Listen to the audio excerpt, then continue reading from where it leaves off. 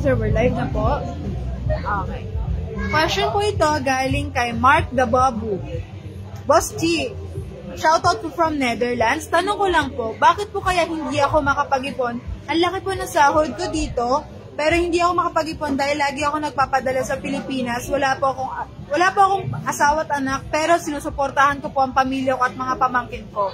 Kasalanan po ba ang tumulong sa magulang at pamilya mo? Pag-uwi ko kasi dito, pag-uwi ko, hihinga na naman ako ng pera dahil di po ako nakapagpadala last month. Ano po ba dapat kong gawin para po makapag-ipon ng maayos? Sana merong mic yung Facebook. Sana merong mic. Kasi sayang yung live yan. Ganda pa naman. Smile na lang tayo. Dali lang ha. Sige kasi nakalimutan yung saksak yung mic. Dali lang ha. Ulitin mo ulit yung tanong. Galing po ito kay Mark Labubu. Labubu. Okay, go. Shoutout po from Netherlands. Isa po ang OFW. At advice lang po, paano po maka-ipon ng maayos dahil lagi po ako nagpapadala sa Pilipinas, sa pamilya ko. Wala po akong asawa at anak, pero pamilya ko at pamangkin ko ang pinag-aaral ko. Hirap po ako makaipon dahil doon. Kasalanan po ba tumulong? Ano pong dapat kong gawin para makaipon ng maayos? Tigilan mo yung kakatulong sa mga taong hindi naman talaga kailangan ng tulong. Yung iba kasi dyan, kapretsoso na lang eh. Diretsahan lang tayo. Yung iba dyan, kinakapritsyo na lang nila yung pera nyo eh. E di naman, papaaralin mo yung mga pamangkin mo. Bakit?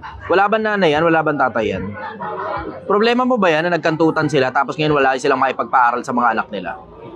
Yung mga magulang mo, problema mo ba yan? Dapat naganda sila na para sa sarili nila.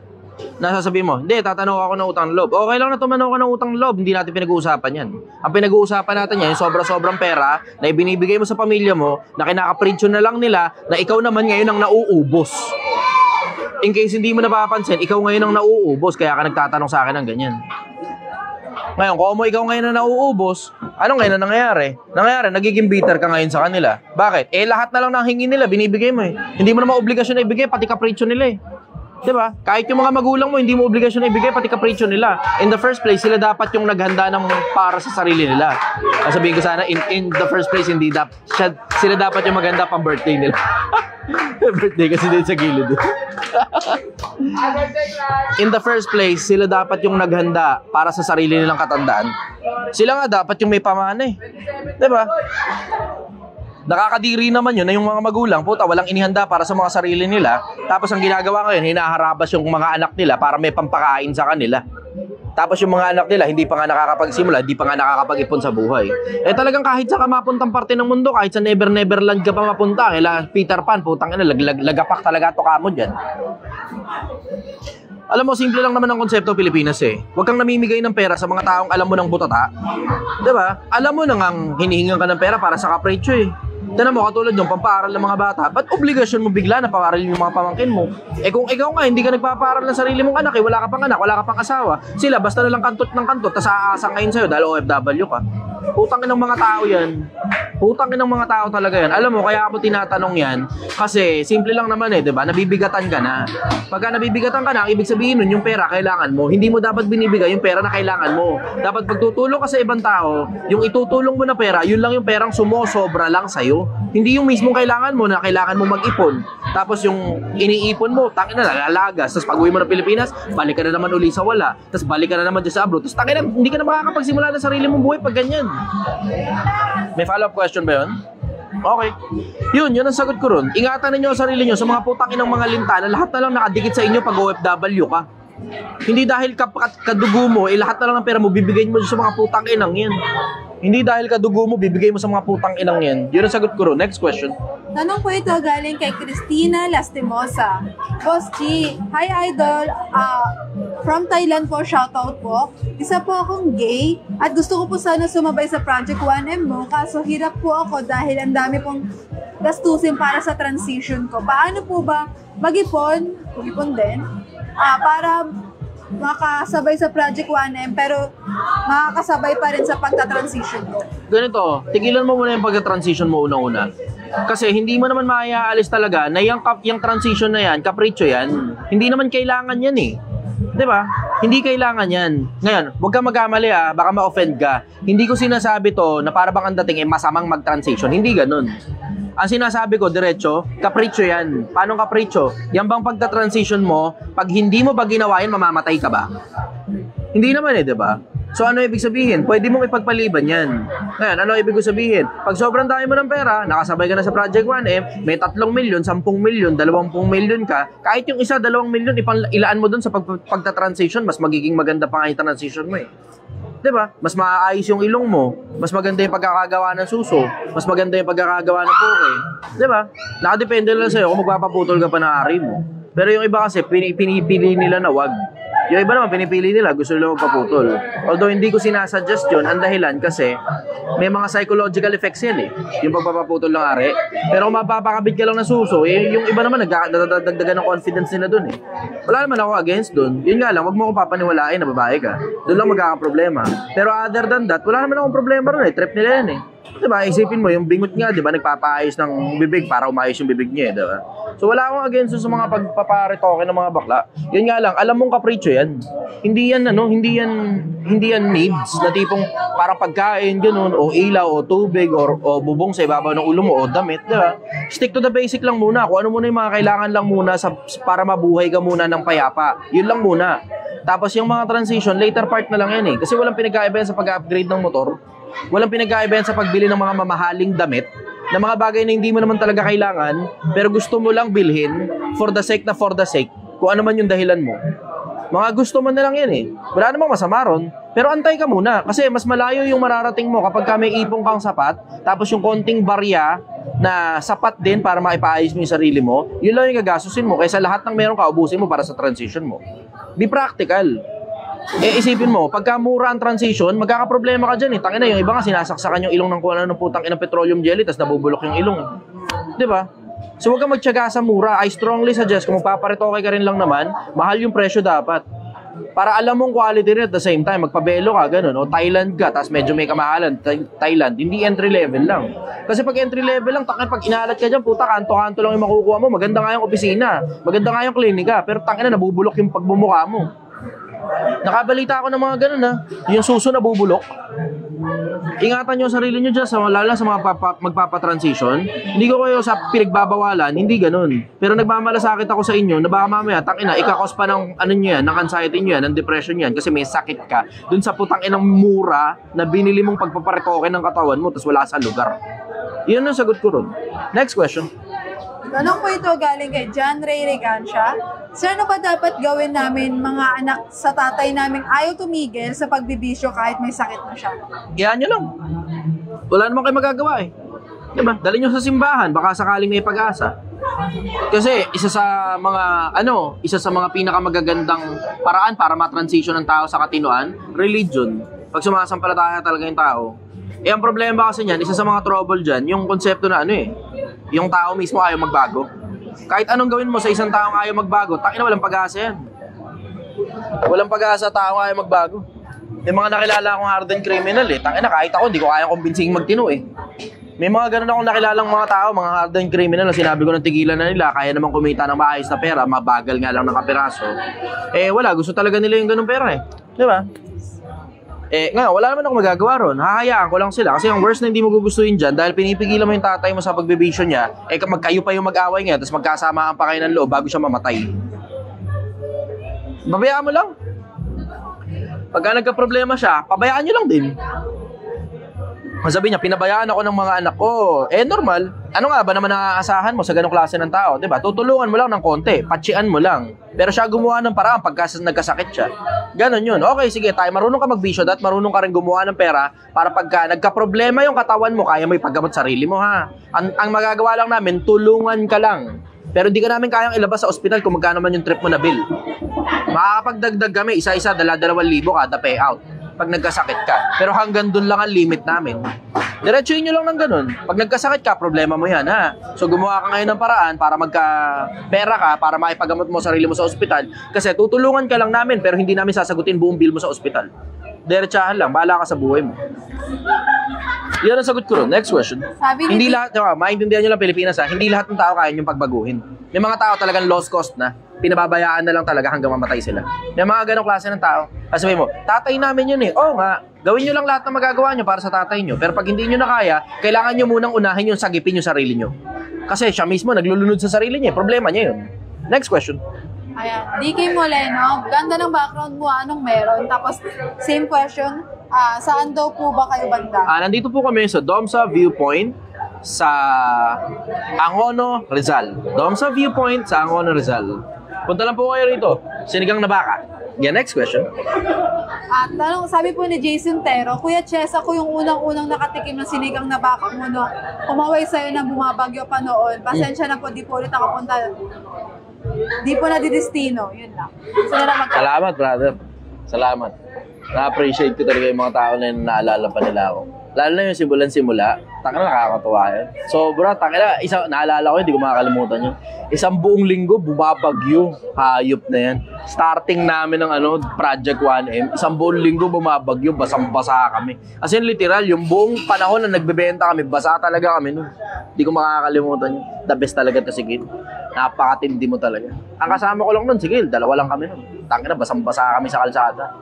Sobrang tibay nito ni Gail. Puta, sobrang tibay ni Gail. Mas matibay pa to kaysa sa mga lalaking nagsalit-salitan dito. Sige, next question.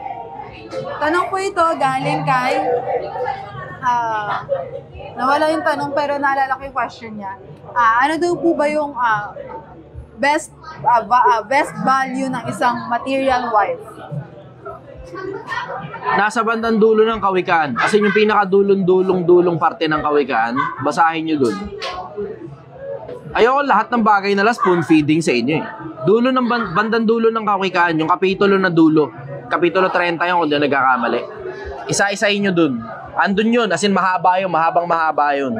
Basahin nyo na lang dun. Kung paano parang katulad ng pag-ibig, ang definition ng pag-ibig nasa Kapitulo 13 ng Korinto. Yan naman, yung definition ng matinong babae, isang mabuting asawa, isang mabuting babae, sinong makakasumpong sapagkat ang kanyang halagay higit na makapupo kaysa mga ruby. Brother, ano kayang kailangan para makakuha na ako ng Mountain Dew? Mga ilang ulit na eh. Yun ang sagot ko ron. Next question. Tanong po ito galing kay Corey. Boss G, sana mapansin, mas mainam ba na bumukod ako ng bahay kahit mahirap or magtiis ako sa bahay ng asawa ko? Nakadepende sa setup. Gumawa ka ng paraan para magkaroon ka ng sarili. Kasi walang haring nakatira sa bahay ng Reyna. Magkakaproblema ka dyan, Brad, masakit sa ulo yan. Magkakaproblema ka dyan, masakit sa ulo yan. Kasi anytime, papalayasin ka niya, tas ego mo ngayon, di ba? Mas masarap ikaw nagpapalayas. Bakit? Bahay ko to. Ganun. Next question. Tanong po ito ni Eric Dumaginsing Ingan. Idol, may tao po bang hindi nakakapag-asawa sa hinaharap? Bakit may mga taong hindi nakakapag-asawa? Iba-iba dahilan eh. Nakadepende sa kung ano dahilan nila, ba't di sila nakakapag-asawa. Yung iba, sobrang geek lang talaga nila, hindi talaga sila nagkakajowa. Yung iba naman, talagang completely olats lang talaga, ganun. Wala lang talagang tsamba.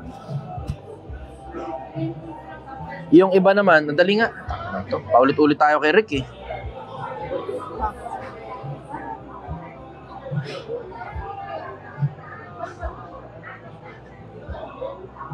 Magdala na kayo.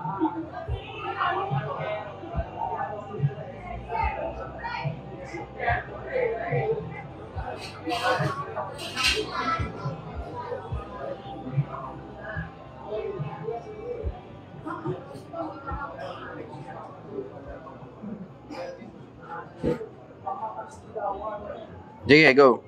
Ayan. Tanong po ito galing... Teka, hindi pa pala ako tapos. Bakit di nakakapag-asawa? Maraming iba-ibang dahilan kung bakit di nakakapag-asawa tao. Minsan, religious leader yung tao. Parang katulad nila Pablo at saka ni Cristo. Diba? Minsan naman, pinili lang talaga nilang wag mag-asawa. Minsan naman, wala lang talagang mapang-asawa. Minsan naman, talagang yung pagmumukha lang talaga nila, hindi talaga gustuhin ng babae. Diba? Ganon. O hindi gustuhin ng lalaki. Minsan yung ugali nila, hindi gusto ng lalaki o ng babae. Ngayon, sa panahon ngayon, hindi na uso asawahan eh. Ang uso ngayon, jowaan na lang, live-in na lang. Hindi na uso ngayon na asawahan, magpapakasal pa. Hindi na uso yun. Hindi na uso pakasal ngayon. Yan ang sagot ko ron. Next question. Tanong po ito galing kay... sorry, natawa ako dun. Sabi ni Ariel Mike Limbaga pa shoutout to sa akin. Ayan. Tanong po ito ni It's Mark 2WBU. Ano po thoughts nyo sa pagpapatawad? Mapapatawad mo po ba kahit kapatid mo nang babasto sa magulang mo? Sa akin, pagpapatawad, ang ibig sabihin yan, hindi lang ako galit. Ganon. Yun ang ibig sabihin sa akin ng pagpapatawad, hindi ako galit. Pero hindi ang ibig sabihin ng hindi galit, ibibigyan mo ulit ng parehas na pagkakataon yung tao para gawin na naman yung parehas na pagkakamali. Yun ang sagot ko ron. Kasi alam mo yung pagpapatawad, para sa'yo yan, in case hindi mo alam, ay, dumudugo ako. Ha? Oh. Naputok yung tagyawat sa baba ko. Sakit. Kaya pala pagkutkot ko, sakitan. Yung pagpapatawad, ano yan, para sa sarili mo yan, hindi yan para doon sa taong pinapatawad mo. Kasi hindi naman automatic na pinatawad mo isang tao papabayaan mo na ulit gawin niya yung mga bagay na ginawa niya dati. Parang ano yan walang pinagkaibayan doon sa ninakawan ka na nga, na dahil yung pera mo nasa sala, papapasukin mo ulit yung pareha sa tao, tapos ilalatag mo na naman yung pera mo sa sala. Tanga na, napakatanga mo naman pag ginawa mo yun. Yun ang sagot ko ron. Next question. Ayan. Tanong po ito galing kay Pelpot. Sana sa concern... Ayan, hindi pala siya tanong. Sabi na salamat daw sa concern mo at sa mga taong may problema, pagpalayan ka pa sana ng may kapal. Kaya nga ako nagtsatsaga. Kahit wala naman ako kinikita rito sa mga live na to Totoo, ano lang to gasto sa oras Pero in fairness naman, nag-enjoy naman ako paminsan-minsan. Minsan nga lang, I feel like it's an obligation. Minsan nauobliga ako, minsan natutuwa naman ako. Nakadepende sa tanong ninyo. Gusto ko mga tanong yung mga pantabaan talaga ng utak Yun ang sagot ko. Next question. Tanong po ito galing kay Maybelline Kainto. Uh-huh. Totoo ba na yung tali na ginagamit sa pagbibigte swerte sa hanap buhay? Hindi ako naniniwala sa swerte. Sorry. Ano yun? Taka na. So, ibig mo sabihin, pagka meron kang taling ganun, yun yung parang magpapasok kayo ng maraming pera at hindi mo na kailangan magtrabaho? Hindi ko maintindihan yun. Hindi ko maintindihan ba't ilalagay nyo sa tali yung kinabukasan ng buhay ninyo? Takina, pinagkakatiwala mo sa tali yung kinabukasan ng buhay mo. Yun ang sagot ko ron. Next question. Tanong muna. Bigyan niyo ako ng tanong TikTok. Yeah, go. Carlos Adonis. Idol, bakit ayaw mo sa networking? Na-scam na din po ba kayo nila kaya nagagalit po kayo? Hindi sa na-scam, pero masyadong maraming pangako sa loob ng networking. Kasi ako nag-iisip na tao ako Mahihirapan kang scamin ako kasi nag-iisip ako. May common sense ako. Mahihirapan kang scamin ako. Pagka ang networking, nakuha ang pera ko, ang ibig sabihin yan, ako mismo yung nagbigay ng pera ko sa kanila pero di nila ako na-scam. Ngayon, ang kaibahan ko kasi sa iba, nagbibigay kasi ako ng pera. May mga pagkakataon na nagbibigay ako ng pera, ang dahilan ko para matuto ako. Hindi dahil na-scam mo ko. Kasi alam ko naman na scam na talaga yung networking May isa akong pinasok na networking recently. Gusto ko lang malaman kung totoo bang scam pa rin na networking. And I was not wrong. Scam pa rin na networking hanggang ngayon. Ang dami nila masyadong pangako. Tapos yung ang binibili mo sa kanila, hindi naman talaga yung produkto yun. Binibili mo sa kanila yung pangakong yayaman ka. Tapos sinasamahan lang nila ng produkto yun. Parang freebies yung produkto. Ganun ang dating. So kaya, pag alam ba, nagkadimandahan, sabi mo, hindi, binenta nila sa akin pangako. Hindi, binili mo nga nandyan yung item sa'yo. Diba? So ngayon, ang labas ngayon, binabaliktad ka na. Pagka nagkadimandahan kayo, pag nagka-problema kayo, binabaliktad ka na. Nasasabihin ngayon, ang dahilan kung ba't ka pumasok sa kanila, kasi binenta nila sa iyo yung produkto. Pero ang totoo, in the first place, ang binibenta talaga ng mga putang inang yan, yung mga pangako nilang hindi naman totoo ang yayaman Iyon ang sagot ko ron. Next question. Ayan, tanong po dito, sir, galing kay Carlo. Alam mo, kaya nga sinimulan ko tong Project 1M para makuha mo na yung konsepto kung paano gumawa ng 1 milyon at hindi ka na mas-scam ng mga putang inang networking. Next question. Ayan, tanong po ito. Bakit ganito? Totoo ba to? Ha? May filter ba to? Yung labi ko sobrang pula dito? O dahil malamig lang talaga? Dito sa Sa TikTok? May filter? Tanggal naman yung filter. Pambira ka, napaka-pogi ko rito Pangit nung ng ilaw. Okay. Baka mamaya pagpunta nila dito, ay, tangin mo, kala ko pogi. Pogi sa filter lang pala. Talaga, sir. Sige, next question. Ayan, tanong po ito galing kay Carlo Reyes. Tips po paano humawak ng pera para na rin po makatipid? Walang ibang mas magandang tip kundi tigilan mo yung kapritsyo. Lahat ng kapritsyo, pati yung kain na masarap, tigilan mo. Pwede ka naman kumain ng masarap habang buhay kapag nakaipon ka na Pero hindi mo kasi gugustuhin yung konseptong kumakain ka na kumakain, tapos lahat na lang ng pera mo nauubos mo kakakain. Yung iba ganun eh, kaka-Starbucks nila, ganun, kakapasyal, kakakain, kakapadeliver, kaka-Shopee. Doon nauubos ang pera eh. Tanggalin mo lang lahat ng kapritsyo. Tignan mo, alagwado ka na kagad.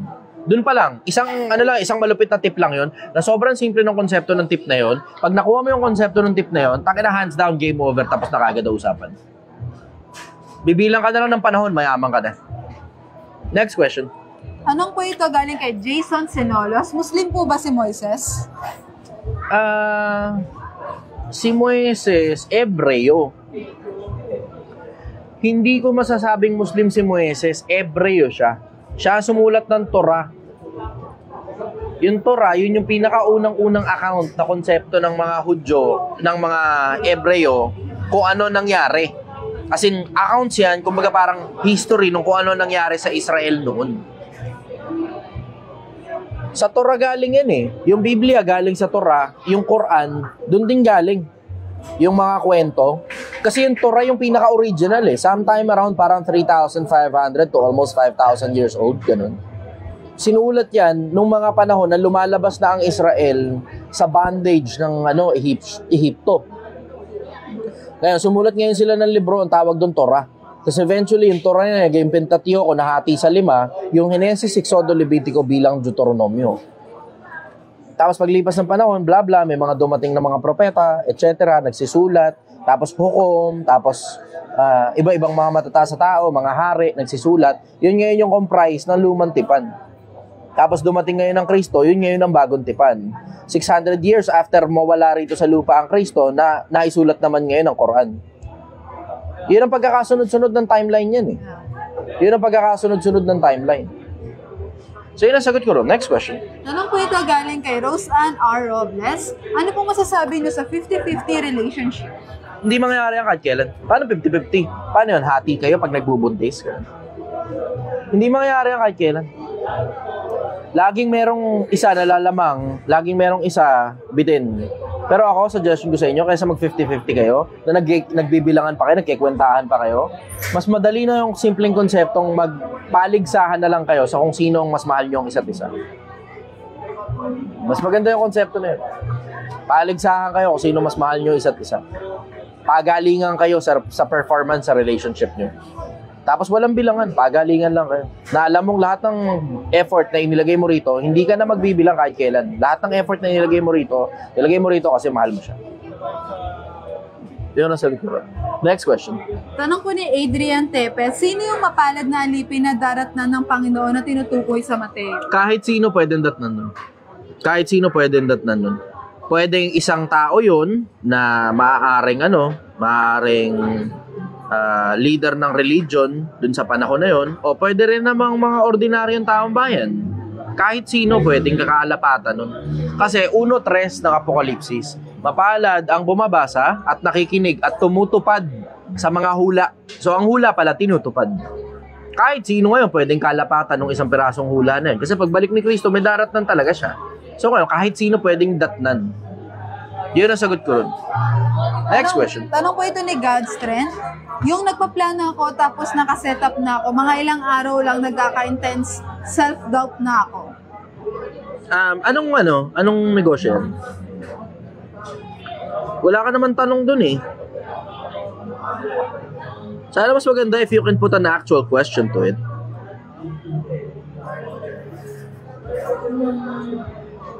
Ayun. Tanong po ito ni Ken Suke. Boss, para sa'yo, mahirap na ba maging successful sa panahon natin ngayon? Hindi, mas madali nga ngayon eh. By ratio, nakadepende kasi talaga kung ano ginagawa mo eh. Mas madali ngayon kasi may social media na. Tanga na, isang boost lang, kilala ka na kagad eh. May social media na. Mas madali ngayon kaysa dati. Dati mano-mano, makangato ka ng mga bahay, isa-isahin mo ang mga tao eh. Ngayon, hindi na ganun ang konsepto eh. May social media na, mas madali yung panahon natin ngayon, mas mura yung panahon natin ngayon mag-succeed kaysa nung mga nakaraang panahon. Plus, ang information, laging readily available, nasa internet, isang pindot mo lang. Yun ang sagot ko ron. Next question. Ayan, tanong naman po ito galing kay Liam Dili. Boss, totoo ba na minsan sa mga networking gumagamit sila ng dark psychology para mauto ang Dark psychology talaga gamit nila ron. Taka na, glittering generality. Pero tignan mo, pag inungkat mo yung detalye, walang laman. Yayaman ka rito, bla bla. Sino na po mga yumaman dito? Eto, may sports car. Tignan mo yung registro ng sports car, di papakita sa'yo. Tagal ko ng buhay. Tagal ko ng buhay. Madali yan, panluloko ng kapwa, gawain tiba-tiba. Ang dali-dali yan. Yung mga downline, mga upline, hindi yung mga yan nagsisiyaman, diretsahan tayo. Ano yan, binibihisan ng management. Sawa na ako sa ganyan, binibihisan ng management yan, pinapahiram ng kotse. Yung, talagang totoong yumayaman dyan, yung mga may-ari na networking. Bakit? Takin, hindi naman networker yung mga yun, supplier yung mga yun eh. So ngayon, kada package na binibili ng kahit na sino, kada join ng kung sino-sino, pera ng perang papasok yun sa kanila. Ganun ko simple yung konsepto, pera ng perang papasok yun sa kanila. Next question. Tanong ko ito ni Skinny, boss, paano ako matigil sa bisyo ko? Huwag kang bumili, huwag kang humingi, huwag kang tumanggap. Yun yung pinakamadali. Taka na sobrang dali sa akin nung ganung konsepto na kapag gusto kong, alam ba, katulad nito nakarami, bisyo ko eh, adik ako sa Yossi. Alam niyo naman na yun, adik ako sa Yossi na mahabang panahon eh. Di ngayon, Yossi, ganun, bla bla. Tapos, syempre, ayoko nang mag-Yossi eh, gusto ko nang tumigil eh. So ngayon, yun lang yung tatlong batas na ginawa ko sa sarili ko. Ngayon, 37 nights na ako, no? 37 nights na ako hindi nag-Yossi. 37 nights, hindi na ako nag-Yossi. Mahirap? Oh, mahirap. Pero disiplina. Bakit? Ayoko mamatay na, puta ka na, pupunta ako sa kabilang buhay, harap ako sa Diyos, tapos adik ako sa Yossi, diba? Sunog yung baga. Hindi masaya yun. Yun ang sagot ko ron. Next question. Tanong ko ni Tolentino JRC, boss, pag naka 1M ka na, ano ng next move mo? Siguro gagawa ako ng movie para sa sarili ko, gano'n. Tang-ina. Yan ang ina mo, Chester. Mula dun sa mga panahon na illegal yung gawain ko, tas kamal-kamal yung putang inang bundle-bundle na sobrang daming pera. No? Tapos, papuntang legal ngayon, no? Tang-ina, promoted, kaliwat kanan, no? Tapos natuto ko ng pakisama, tapos natuto kong ganito, natuto kong ganyan, financial management, pati mga pagkakamalikot kabobohan ko. Lumipad ako sa stage, tang-ina, tapos basag yung ipin ko ngayon. Basag yung ipin ko ngayon. Dive ako sa stage, putang ina, wala sumalo. Kasama yun. Tapos yung tang-ina, sarap talaga naging buhay ko. Napakasarap na naging buhay ko. Punta ako ngayon, okay na, may pera na, bla bla, may mga ganito, may mga ganyan, bla bla. Punta ngayon ako sa squatters area. Namamasura ang putang ina mong Chester kung kailan sumikat sa social media, tsaka biglang namamasura. Tapos biglang nagbebenta ng sinigang ang putang ina mong Chester. Putang ina, walang kapalit tong buhay na to. Napakasulit nitong buhay na binigay sa akin. Sulit na sulit, gasgas na gasgas ko ng husto tong buhay na binigay sa akin. Nag-enjoy talaga ako ng kaduluduluhan hanggang sa kaduluduluhan. Lahat ng bagay na subukan ko. Lahat ng gusto ko, lahat ng trip ko nagawa ko. Sulit sa akin tong buhay na to. Sobrang sulit sa akin itong buhay na to. Yun ang sagot ko ron. Next question. Tanong po ito ni Carlo Adonis. Boss, convince mo naman kami na ang networking ay talagang scam. Medyo hindi matanong ng isip ko eh. Hehehe. Ganto. Ang hindi scam, di ba? Halimbawa, bili ka ng bili ka ng ito, bibenta ko sa ito. Ito, bilin mo. Bakit? Kasi mapapakinabangan mo to. Umiilaw yan, ang ganda ng ilaw. Medyo madilim na nga lang ngayon kasi hindi na masyado na-charge eh. Pero yung na-charge nito, maganda yung ilaw yan nasa likod. Bilin mo to. Maganda ito, maganda. Lala sa restaurant mo, gano'n. Kung may restaurant ka man, gano'n. Bilin mo. Tapos, na-charge to, Type-C. So, yung charger mo sa cellphone mo, yun na rin yung charger nito. Diba? Ayan, diba? Eto, bilin mo to. Tama? Maganda yung ilaw, ang ganda, di ba? See? Mapapakinabangan mo to sa marami iba-ibang mga bagay, tapos sobrang cool mo nito kapag meron ka nito, nagiinuman kayo, meron kang ilaw na gaya, ang klase ng itsura, tama? Ayan. Yun, hindi panloloko.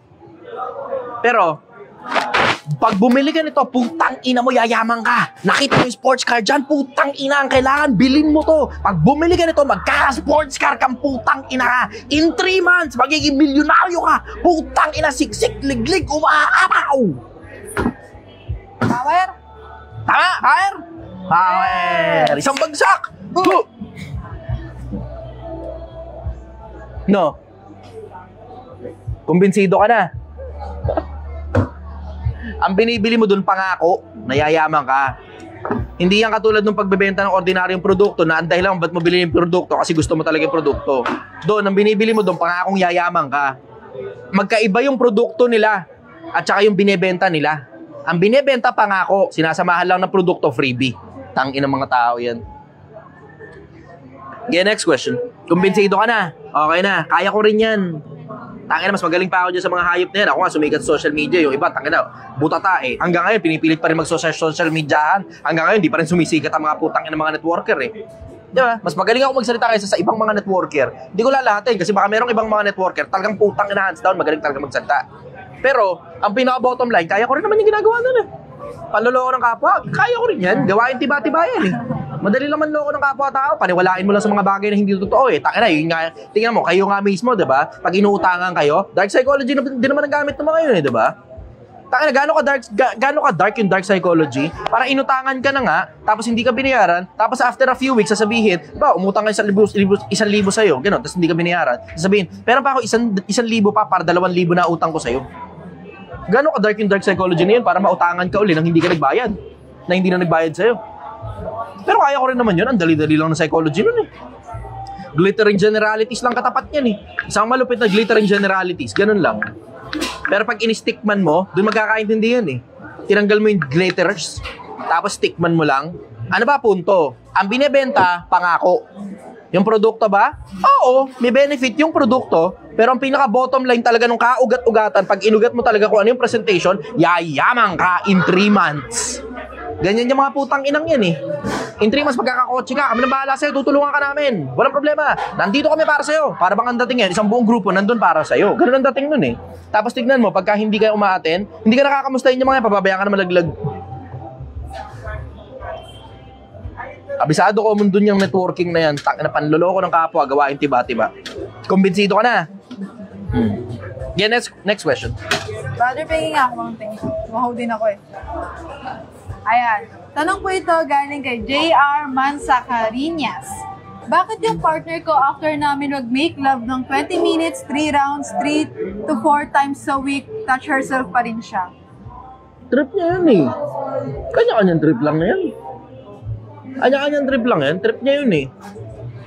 Nagsaselos ka ba sa ganon? Eh, di pag-usapan ninyo. Nadadaan naman sa usapan yan eh. Touch yourself ka, di tayo na lang. Diba? Kaya nga ako nandito para sa'yo eh. Pero no offend ako kapag nag-touch yourself ka pa, kapag nandito naman ako para sa'yo. Bakit? Mahal kita eh. Natatawa ako. Ganon lang yun eh, diba? Ganon lang naman yun eh. Ganon kasimple yung konsepto. Lahat ng bagay nadadaan sa usapan. Lahat ng bagay napapagkasunduan. Pag hindi mapagkasunduan, dun lang ngayon magkakaproblema. Yan ang sagot ko rin. Next question. Tanong naman po ito galing kay John Patrick Estayaga Martinez. Masama ba sa Diyos ang combat sports tulad ng wrestling, boxing at martial arts? Kasi mahilig akong manood ng WWE.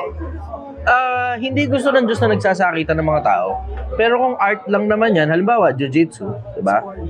Although, may mga jiu-jitsu kasi na medyo, alam mo yun, brutal talaga eh. Pero yung gulong-gulong, tas nagte-training lang naman kayo ng ganong konsepto, I don't think it's bad. Nagkakaproblema lang naman, nakadepende sa intention eh. Pagka ang intention mo, manakit talaga ng kapwa-tao para katulad ng MMA, diba? Para makuha yung pera. Yun eh. Mananakit ako ng tao para makakuha ako ng pera, tas ako pinakamagaling manakit ng kapwa-tao ko dahil sobrang daming pera sa pananakit ng kapwa-tao. Ganun yung konsepto ng MMA eh. Doon ngayon magkakaproblema. Doon magkakaproblema. Nakadepende sa intention yan. Huwag nyo kakalimutan, intention pa rin importante. Kung ang intention mo, para ipagtanggol lang yung sarili mo, yung pamilya mo kapag kakailangan, walang pinagkaibang ngayon sa kutsilyo yan. Tingnan mo, wala naman taong natatakot sa kutsilyo eh. Ang kinatatakutan ng mga tao, yung maling tao, yung humawak ng kutsilyo. Yun ang nakakatakot. Pero tingnan mo, chef ang hawak ng kutsilyo, baka matuwa ka pa eh. Kasi alam mong pagkain na kasunod dun eh. Tingnan mo si Gilton, tuwa. Mukhang pagkain kasi ito eh. Sige, go, next question. Tanong po ito ni John Patrick Kalinawan. Serious question, Idol Chief. Paano malalaman na papasa ka sa standard ng babae kapag niligawan mo siya? At paano maging matinong lalaki para sa kanya? Sige ba anong... Hindi. Ayaw mo? Hindi ako nagpapaligaw. Ay, nako, Gil. Ayaw mo? Tangina, tinatanong na ng mga tao standard mo eh. Ako I will say, ganito, ang sasabihin ko tungkol dun sa, paano mo paano mo malalaman, titignan mo sa body language. Kailangan personal kayong magkakilala. Kasi wala naman relationship na umusbong na naging matino sa mahabang panahon ng long distance relationship, personal, hindi kayo talaga magkakilala. Diba? Kasi may mga iba, puta, along the way, nagkakaproblema kapag ka long distance relationship eh. Ang daling malaman kung gusto ka rin ba nung babae kapag ka personal mo siyang kilala. Versus yung hindi mo siya personal na kilala, tapos somewhere over the internet lang, somewhere over the rainbow lang, tapos ang worst na hindi mo paggugustuhin, puta, pineperahan ka lang pala ng babae. Diba? Hindi mo gugustuhin yung ganung parte. Somewhere over the rainbow ka lang eh, pachat-chat ka lang eh, diba? You have to make an effort. Tapos makikita mo naman sa facial reactions niya kung tinatanggap pa niya yung effort o hindi eh. Diba? Doon mo makikita yun. Matuto ka kasing bumasa ng body language. Pag hindi ka pa marunong bumasa ng body language, then you haven't met enough people. Kasi mga tao, kapag nakikita nila yung mga kapwa-tao nila, nagkakaroon sila ng reckoning, tapos nagkakaroon din sila ng pattern recognition. Itong ganito, nakita ko na to kay ganyan ah. Itong ganito, pagka ganito yung ginawa, nakita ko na ang susunod na mangyayari ganito. Kaya tingnan nyo, hindi nyo napapansin, ako personal, nakakasagot ako ng sobrang daming tanong sa sobrang daming tao na iba-iba yung mga tanong tas situational pa. Bakit nagaganon? Sa dami ng mga tao nakikilala ko araw-araw eh. Araw-araw, may mga bagong tao ako nakikilala tapos yung mga patterns pare-parehas na lang. Kaya di na ako nagkakaproblema. Alam ko na ngayon kung ano mangyayari sa mga susunod na kabanata. Kaya, ayun, abangan ninyo yung susunod na kabanata ng Project 1M. Hindi nyo inaasahan to. Taka na, may mga plot twist dito. Hindi nyo inaasahan to. Next question. Tanong naman po ito galing, Jefferson Relatado. Idol, kung ikaw ay binigyan ng kapangyarihang magbago ng isang batas o patakaran sa Pilipinas, ano ang pipiliin mo? Bakit? At paano ito nakaka-apekto sa mga tao sa maikli at mahabang panahon? Gusto kong paputol yung mga titi ng mga putang inang responsableng tatay. Obviously, hindi naman mangyayari sa tunay na buhay. Bakit? Tangin na diba? Batas natin, malalamya Diba? Mas gusto ko pa nga yung batas ng Saudi Puta, pag gago ka talaga, pugot ulo ka, di ka na kailangan dito sa mundo, gago. Tingnan mo sa Saudi, napaka-konti ng mga taong sira-ulo ron, nasasabihin mo, hindi, maraming bakla doon, bla bla, tinitira nila kapwa lalaki nila. Syempre, there's a need diba? Kasi nga, ang hirap nga kasing kumuha ng babae ron, pero alam mo na kapag babae ka, kinuha ka doon, alam mo rin matino yung lalaking kukuha sa'yo. Ay, magbabayad ng mahal na halaga yun, ano ka? Babayad ng mahal na halaga yun para lang makuha ka, tawag Dory. Imagine mo yun, diba? Ang ganda-ganda kaya ng ganong konsepto na pinaghihirapan, kailangan muna financially stable ka muna, kailangan mataba muna utak mo, matalino ka muna, nakilala ka muna ng pamilya, gusto ka muna ng pamilya bago ibibigay sa'yo yung babae. Ngayon, tanga na, kanya-kanyang kantutan na lang sa kanto para mga aso Diba? Ang ganda-ganda kaya ng konsepto na yun. Ako, gagawa ko ng batas para mga lalaki maging responsableng tatay. Na pag hindi ka responsableng tatay, tangina mo, makulong ka. Ganun kasimple yun, napatunayan halimbawa ng korte, merong babae nag-claim na anak mo yun. Ngayon, kailangan niya yung DNA testing. Napatunayan ngayon na ikaw talaga yung totoong tatay nun. Tangina mo, yari ka kapag hindi ka nagsustento. Kasi ganun sa Amerika diba? Child support kung tawagin nila. Ngayon, sabihin mo ngayon, bakit napakalupit mo naman, Chester? Tangina, hindi mo naman alam diba? Yung mga kabataan na nagsisilaki ng ganyan, yan ang susunod na lahi ng Pilipino, no ka? Pag yung kabataan, pinabayaan mong wasak ang pamilya, sunog dahil sa tatay, sira ulo dahil walang gumagabay na tatay, na lalaki doon sa pamilya, putang ina mo, susunod na lahi natin, masisira, ano ka? Diba? Tingnan mo, ang daming pamilya ngayon sira. Bakit? Ano dahilan nila? Broken family. Bakit nga ba naging broken family? Dahil ba sa babae? Minsan, oo. Pero madalas dahil sa lalaki. Minsan, oo, dahil sa babae. Pero madalas dahil sa lalaki. Kakantop lang. Tapos pag nakitang rin may responsibilidad, latakasan na. Tangina na lumang tugtugan na yan. Ako rin naman, biktima rin ako ng ganyan. Yun ang sagot ko ron. Next question. Tanong po ito ni J. Lord Manalota Cordova.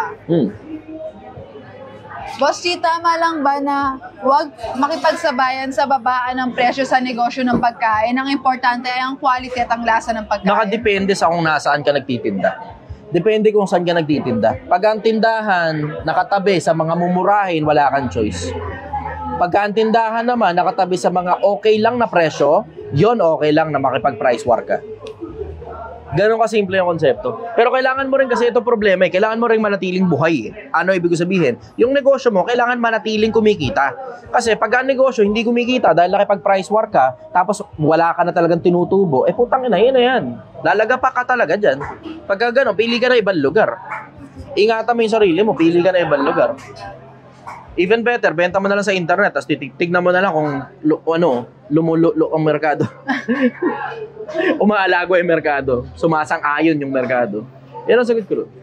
Good evening. Good evening. JR man, ito yung nagtanong kanina man sa Carinias. Watching pro Bacolod, Mama's boy po ako, idol, at 45 years old. Mabait pero iniwan po ako ng GF ko at pinagpalit ako sa lalaki na sulit daw siya sa kama. Mama's boy ka kasi. Isa sa mga problema yan ng mga mama's boy di ba? And not to malign you, hindi para laiting kita na mama's boy ka, pero you have to make decisions of your own. You have to make your life's decision on your own. Na welcome ka naman na manghingi ng advice galing sa nanay mo, pero hindi dapat ang nanay mo ang nasusunod sa'yo. Hindi rin dapat masyado kang clingy sa nanay mo. Tangina, red flag sa babae yan, bro. Talagang kahit sinong babae pa talaga kunin mo, tangina, lalayasan ka talaga ng ganyan.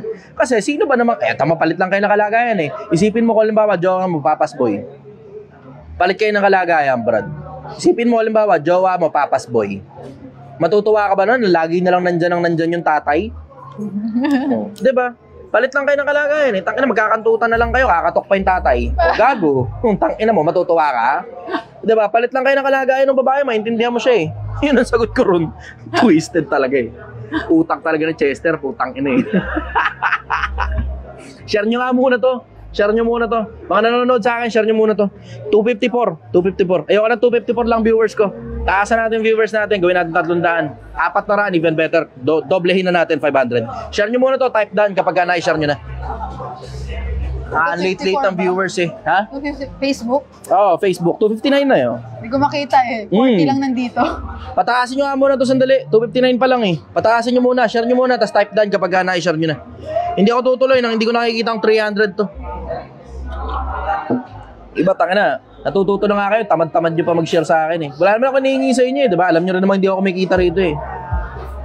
Wala ako hinihingi sa inyo, alam nyo rin hindi ako kumikita rito. Minsan sinasabi ko kumain kayo rito pero hindi yan sa pilitan. Choice nyo na lang yan. Pero yung binibigay ko sa inyong tawa ng utak, nagbabayad ng mahal ng mga tao para dito. Nagbabayad ng mahal ng mga tao para sa taba ng utak. Sige, ano to? 254, 257 pa lang. Share nyo nga muna, tapos type done. Share nyo muna, tapos type done. Ayoko makita ng 200 lang to. Gusto ko makita ng 300 yung viewers. Bilis, ayoko makita ng 200 lang to.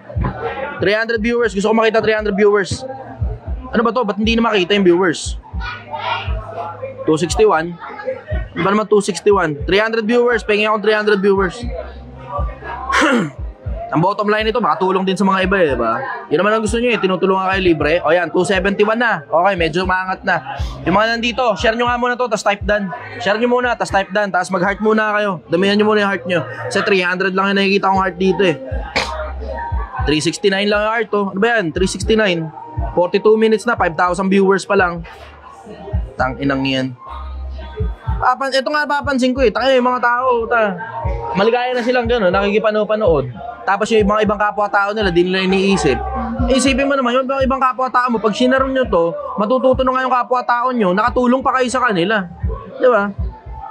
Wala naman ako ibang hinihingi sa inyo, hindi ko hinihingi pera nyo eh, di ba? O so share nyo ngayon tong live na to, yun lang hinihingi ko sa'yo. Share mo tong live na to para kumalat sa mga ibang kapwa-tao natin. Ngayon, natututo ka na, nasasagot na yung mga tanong mo, nasagot din yung kapwa-tao mo. Di ba? Iba, walang malasakit sa kapwa-tao nila, sarili lang talaga nila iniisip nila eh. Sige, go, share nyo nga muna to. Gusto ko muna makita mga 300 viewers muna ta. 300 viewers, let's go, 300 viewers. Nasa Facebook. Ang TikTok, hindi ko nakikita. TikTok ha, sinasabi ko sa inyo, share nyo to. TikTok, share nyo to, tas type done. TikTok, share muna to, tas type done. Di mo na ako tatanggap ng mga tanong hanggat hindi ko nakikita medyo maganda-ganda bagsakan dito.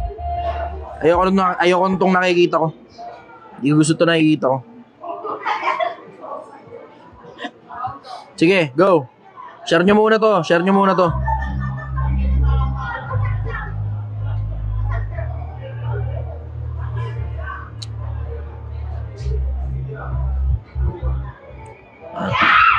Tingnan muna natin to. 256. Ano to? Ba't bubaba pa? 256. Type, i-ano nyo muna. I-share nyo muna to. Tulog na siguro yung iba nasa Pornhub. Tangina nyo mga nasa Pornhub, putang ina nyo, baka ginagawa nyo pa akong background ng paglulok nyo ha, sinasabi ko sa inyo ha. 256, 257, oh yan ba? Gina, pakatin nyo hanggang 300 to. Ayoko makikita ganito lang yung live ko. Ayoko makikita ganito yung live ko. Pakatin nyo to hanggang 300. Pag hindi nyo pinangalat to, tangina, end ko to.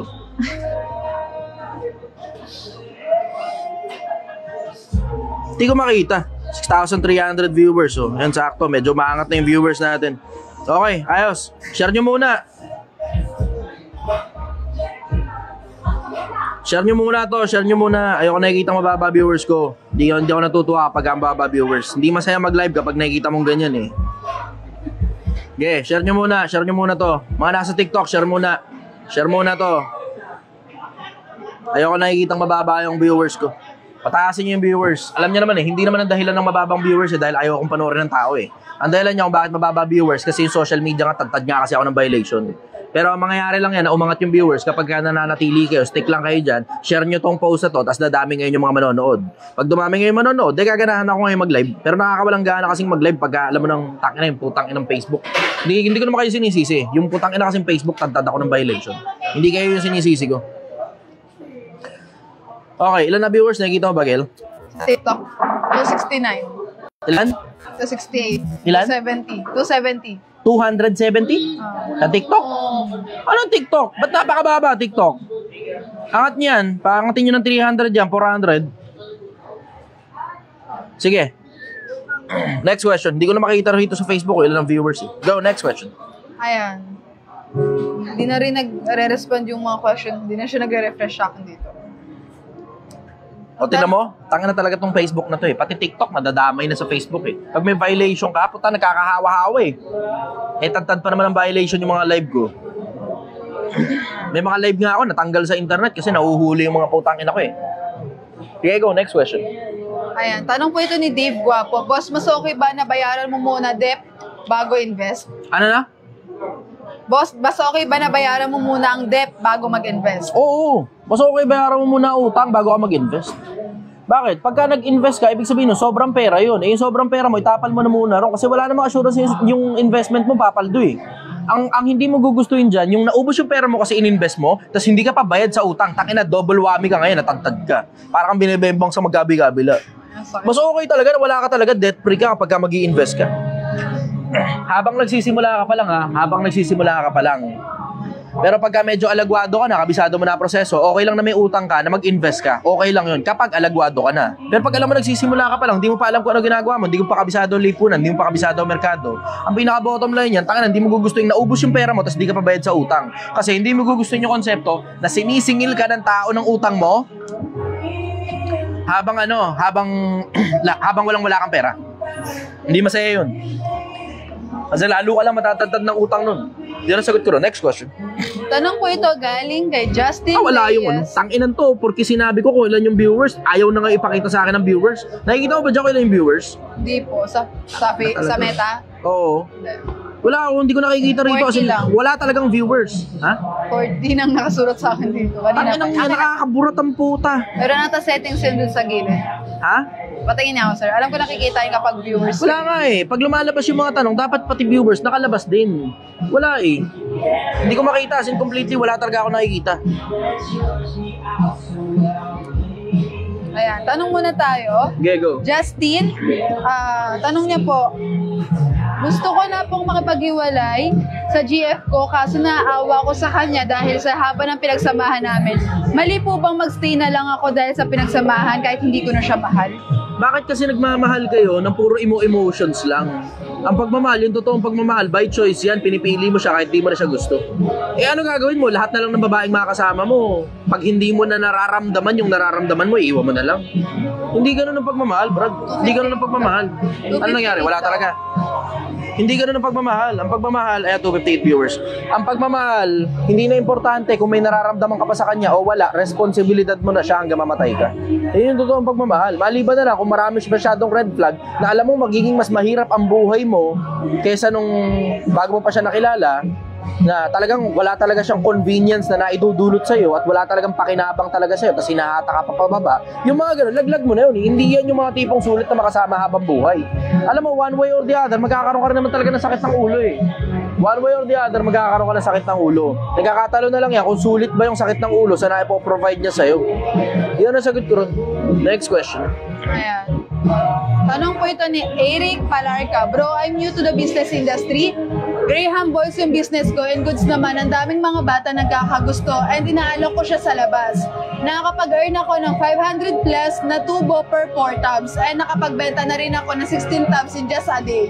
Ngayon bro, gusto ko kasi mag-upgrade kaso di ko alam kung paano ko siya mapapalawak at mapapalaki. Paano yon? Kasi nakakabenta lang ako ng pag-aalok pero gusto ko siyang magtuloy-tuloy. Ano po ba dapat kong gawin para mas maging successful po yung business ko? Hanap ka na mga kapihan, pumartner ka sa kanila. Yung iba dyan, tamad na.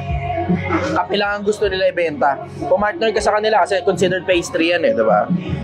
Tapos hanap ka ngayon ng mga restaurant na gugustuhin ipakilagay yan kahit consignment. Etc. etc. Yun ang sagot ko ron. Pero maraming iba't iba pa kasing paraan Ang problema ko kasi hindi kita kilala personal. Hindi ko ngayon alam kung ano yung komportable ka na paraan ng pagpapalawak ng negosyo. Isa-isahin ko yan. Kung pupunta ka rito, isa-isahin natin yan. Tignan na lang natin. Kung pupunta ka rito, marami ka matututunan galing sa akin. Pero kung nasa internet ka lang, talagang takin na mahirapan ka talaga dyan. Kailangan mo talaga na actual na tao na makakausap kasi nakadepende yun sa kung sino ka. Nakadepende, in case hindi nyo alam, ang pagpapalawak ng negosyo, nakadepende rin yan sa isa sa mga pinakamalalaking factors niya, nakadepende kung sino ka. Pag hindi ka masyadong organized, pwede namang palawakin mo na lang yung isang pirasong branch mo Diba? Na isang piraso ka lang, wala ka ng branches. Wala na, isang piraso lang. As in, kung ano yung negosyo mo, yun lang. Tapos papalawakin mo lang yung mismong negosyo mo. Pero pag organized na tao ka, pwede ka talaga yung palawak ng iba't ibang mga branches kung organized na tao ka. Pero nakadepende kasi yan kung sino ka Doon yan nakadepende sa kung sino ka. Kung willing ka bang matuto o parang sakto na sa'yo yung okay na yan, ganun. Tapos curious ka lang talaga o paano palalawakin, etc. etc. Tapos magkano ba hinahabol mo, di ba? Andun yan Ang daming iba-ibang factors to consider na hindi kita masasagot ng one size fits all. Kasi minsan kita mo, katulad nung isa, yung nag-sponsor sa'yo ng cellphone, si Speed Up Garage. Speed Up Garage. Tama, katulad kay Speed Up Garage, nagtatanong siya kung paano niya ba itatawid ng Visayas, Mindanao yung negosyo niya. Yun talaga yung direction na gusto niyang mangyari. Sabi ko naman sa kanya, tangina, konti pa lang yung branches mo, tapos itatawid dagat mo na kagad. Dapat, pag marami ka ng branches at kaya mong i-handle yung dami ng branches, dapat, tsaka mo pa lang itatawid dagat yung negosyo mo. Pero pag napaka-konti pa ng branches mo, tatawid dagat mo pa, puta magkakaproblema ka sa proximity. Pag nagkakaproblema na sila doon, hindi mo mabisita kasi kailangan mo pa mag-eroplano. Diba? O ngayon, nung magkaintindihan, na ngayon, he has arrived to the conclusion na wag mo na munang tumawid dagat at paramihin na lang muna within the proximity. Kasi halos lahat naman ng kanto, merong merong mga taong nasisiraan ng motor Diba? Halos lahat ng kanto, kailangan ng motorcycle shop. Diba? Yung simpleng konsepto lang na kung ang gusto mo lang magyabang dahil tawid dagat ka na, Visayas, Mindanao, buong Pilipinas ang gusto mo sabihin, magkakaproblema ka versus yung nandito ka lang tapos ang proximity within the area, tapos pag nagka-problema, kaya mong bisitahin, kaya mong puntahan, ikaw pa rin ang primary, kumbaga, ikaw pa rin ang chief mechanic, ikaw na rin at the same time yung kinukonsulta ng mga nasa paligid na mga negosyo, puta, mas madali yung kaysa itatawid dagat mo pa ang negosyo. Hindi ko alam kung sino ka, yun nga ang problema ko, kung yung surrounding circumstances at saka factors to consider, wala akong malay. Nakadepende yun kung ano yung risk, I will say risk comfortability mo, kung yun man ang tawag doon, kung gaano ka komportableng maglagay ng risk doon sa mismong gagawin mong pag-e-expand. Yun ang sagot ko ron. Pero unahin mo muna stability bago expansion. General principle, una muna dapat ang stability bago expansion. Next question. Tanong naman po ito galing kay Jover Claude Rubio Altomera. Basta ano masasabi mo sa mga ama na ginagampanan ng pagiging ina at sa mga ina na ginagampanan ng pagiging ama? Hindi, sagot ko ron, okay. Wala na may ibang sagot dun Ano ba gusto nyo? Clap pa. Wala nagkamali kayo ng pili Kung hindi man kayo nagkamali ng pili, inalat kayo, namatayan kayo ng asawa. Ganon yun. Sa madalas sa pagkakataon naman yan, kung hindi yan nagkamali ng pili, inalat lang talaga, namatayan ng asawa Yun ang pinaka-common, bakit nagiging single mother, single father Pero alam mo na yun, na there's that small risk na kapag halimbawa, nag-anak ka sa isang tao, there's that small chance na isang araw hindi na kayo, there's that small chance na you will be separated by death or by any other means. Tapos ikaw talaga ang dapat kumargo ng bata, kaya nanay ka o tatay ka, gagampanan mo talaga yung kabilang panig pag naghiwalay talaga kayong dalawa. Di yun ang dahilan kung bakit sinasabi ko sa inyo, wag muna kayong mag-asawa, wag muna kayong mag-anak kung hindi ka masyadong sigurado dyan sa putang inang yan. Yun ang sagot ko. Next question. Tanong naman po ito galing kay It's Me, Axels. Boss, masama po bang magnegosyo ng furniture kasi daw po nakakasira sa kalikasan? Pagka sobrang laki mo na, katulad ng IKEA. Kapag sobrang laki mo na, may ganun akong balita tungkol sa IKEA Pag sobrang laki mo na, nagkakaproblema na ngayon yung nature kung saan mo ngayon kukunin yung mga kahoy. Pero kung hindi ka pa naman masyadong malaki, I don't think you will make so much damage. Halimbawa, gantong mga lamesa lang yung ginagawa mo, may nabibili naman ito sa hardware Diba yung mga ganitong klase ng anong tawag ito? Na plywood. May nabibili nito sa kung saan mang supplier ng plywood. Doon ka lang muna sa umpisa. Pero nakakasama sa kalikasan lang yan kung sobrang laki mo na. Parang IKEA. Kasi IKEA namang problema na kung saan sila hahanap ng kahoy eh. Oo, seryoso yun. Namang problema talaga sila saan sila hahanap ng kahoy. Kasi yung sobrang laking demand sa kanila ng mga kahoy na binubuo. Ang ganda-ganda kasi ng mga gawa ng IKEA, tanga na mayroong challenge na buuin mo eh. Oo, yun ang sagot ko ron. Next question. Tanong naman po ito ni galing kay Pag-ibig at Unawa. Good evening, Boss G. Naniniwala ka ba na tatlo ang lumalang sa mundo? Ang Diyos Ama, ang Anak, at ang Espiritu Santo o Holy Spirit? Merong ganun na konsepto sa Biblia. Kasi, yun bawa, lalangin natin ang tao. Lalangin natin ang tao. Ayon sa ating larawan, ayon sa ating wangis. Yung salita ron na ginagamit, Elohim. Ang Elohim, mga Diyos. Hindi, ang Elohim, plural yan ng Eloah. Ano ibig sabihin po? Sorry. Yung Eloah, one God. Siya lang. Pero yung Elohim, plural yun. Kung sino ngayon yun, hindi ko alam. Pero yun yung natsaga akong research. Hanap ka na lang ngayon. Hanap ka na lang kung sino yung mga yun. Pero meron nakasulat dun sa Kawikaan. Kapitulo 8. Kung tsatsagain mo lang basahin. Next question. Tanong po ni J.R. Mansacarinas. Question, ano bang meron sa powder? Bakit madaming may gusto at ayaw paawat? Yung addicting substance kasi dyan. Ano yan? Yung cocaine o shabu? Binilisan ko nga eh. Yung pangalawa. Okay. Yung addicting substance kasi niyan, ang tawag dyan, methamphetamine hydrochloride. Ang sabi ng mga scientifico, yung parang level ng satisfaction o parang happy hormones, kung di ako nagkakamali, nakalimutan ko eksakto eh, is somewhere around 200 points kapag ejaculation. Pag halimbawa, lalaki nilalabasan, babae nilalabasan, 200 points daw ikayon. Dun sa puntos, dun sa level ng sarap. Isa na yun sa mga pinakamasasarap na level ng pagiging tao. Isa yun sa pinakamasasarap na experience ng pagiging tao, yung ejaculation. That's 200 points. Yung methamphetamine hydrochloride, it provides somewhere close to 1,200 points. Taas. Tangina. Bigat In comparison, putang ina, yung ejaculation, walang kwenta yan. Kumpara sa methamphetamine hydrochloride. So it just haywires your brain na sobrang daming dopamine chemical talaga yung tangina humahawa sa bloodstream mo para umakyat talaga sa sa utak mo. Ngatan nyo sarili nyo dyan. Tangina, tindi ng addiction yan. Matinding addiction yan.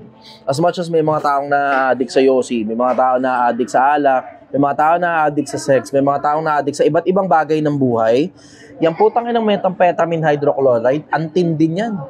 Antindi. Tapos masusunog ka talaga dyan. Buhay ka pa, naluluto ka na. Nakikita niyo iba, di ba? Nalalagas yung ipin, tapos humpak na humpak yung pisngi, tapos ang lalim ng mata, tapos ulit-uli sila, tapos pag-crash, tangina, depression, anxiety ang kadugtong. Pagka ganun, ang sarap ng pakiramdam. Pag-crash ngayon, depression, anxiety ang kadugtong. Ingatan niyo ang sarili niyo sa ganyan. Kill. Yan ang sagot ko ron. Next question. Question po ito galing sa, di ko maintindihan na pangalan, naka-noodles. Boss Chai Chester, ask ko lang po, ano pong masasabi mo sa mga babaeng iba-iba ang lalaking kasama gabi-gabi? Magkakaproblema ka dyan, hindi ka magkakaroon ng masaya marriage life. Kasi lagi na lang meron kang comparison sa iba-ibang mga babae, sa iba-ibang mga lalaki.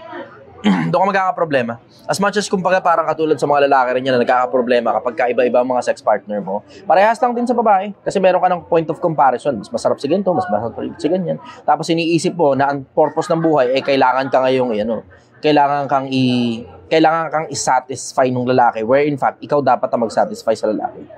Nalilito. Nagkakalituan, di ngayon magkaintindihan. Good evening. Okay, next question. Tanong naman po ito galing kay Di Nga Ako Si Raven. Boss, paano mo malalaman na high value ang babae? Para ba yun si... Yun. Para ba yan si Gail? Yun lang yun. Obviously, oo, si Gail, high value ito. Kaya nga tignan mo, alam niya rin kung sinong klase ng lalaki pipiliin niya, high value din. Hindi basta-basta nagpapaligaw ito sa kahit kanino na lang, tapos makakita ng red flag to, iskapo agad to. Marunong to si Gail, marunong to. Hindi to boba, hindi to tanga. Tuto lang kay Sir Chai Chesto. Natuto eh, diba? Parang anak-anakan ko na rin to si Gail. Malalaman mong high value ang babae pagka kapakipakinabang yung babae. Kasi hindi ka hahatakin pababa, tutulak ka pa pataas. Ganon yung high value na babae. Hindi ka hahatakin pababa, tutulak ka pa pataas. Hindi mabunganga, hindi masakit sa ulo, hindi problematic, hindi madrama, hindi puro emotions, hindi puro hingi ng pera. Yan yung mga mga red flags eh. Automatic yan. Yan ang sagot ko na. Next question. Tanong po ito galing kay Frankie Centenera. Papatayin ka po ba talaga ng anak mo para makuha ang mana? Hindi. Isolated case yung ganun. Isolated case yung ganun. Sobrang isolated case niyan kasi in general, hindi normal na ang tao pumapatay. Yan ang sagot ko doon. Next question. Tanong po ni Liam Dili. Boss, dapat lang ba na pabayaran ni MJ Lopez ang turo nyo kasi million gastos nga sa panonood kay Tony Robbins na mentor niya? Turo ko? Ulitin mo nga yung tanong, parang nalito ko ron Boss, dapat lang ba pabayaran ni MJ Lopez ang turo, baka niya? Turo niya. Oo, turo niya kasi million ang nagastos niya sa panonood kay Tony Robbins na mentor niya. Naiintindihan ko yung ganong konsepto. Ito pwera bash muna kay MJ. Naiintindihan ko yung ganong konsepto na kung gumasos ka ng milyon para matuto, kung gusto mo ngayon i-transfer yung knowledge na natutunan mo, na ginasusan mo ng milyon, magpabayad ka. Kasi yung sa akin, gusto mo ng diretso, ako rin naman gumasos din naman ako ng hindi birong pera para dito sa karunungan ko ngayon. Imagine mo, puta situational yung questions. Napakahirap ng, alam mo, isa sa mga pinakamahihirap na, in case hindi nyo lang alam Pilipinas isa sa mga pinakamahihirap na mga klase ng tanong, yung situational. Kasi hindi mo yan basta na lang mababasa sa kahit saang libro. Situational nga yan, ibig sabihin, yung eksaktong pagkakataon na nagkaroon ng eksaktong conflict, lalapatan mo ngayon ng resolution. ARCA mo, tas lalapat ka resolution. Taki na mas mahirap yun.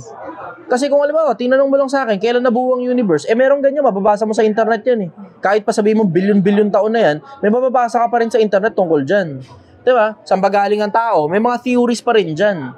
Diba? Alam mo yung kung tungkol lang sa libro ang mga usapan, kakasipagan mo lang, kasipag-sipag lang. Putang ina, napakadali lang sagutin yan. Sisipagan mo lang, google mo lang. Ang dali-daling sagutin ng maraming mga tanong ng mga tao. Kasi yung iba, google mo lang, lalabas kagad yung tanong. Lalabas din yung sagot.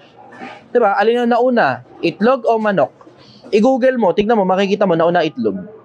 Masabihin mo ngayon, hindi, manok ang nauna. Hindi, itlog ang nauna.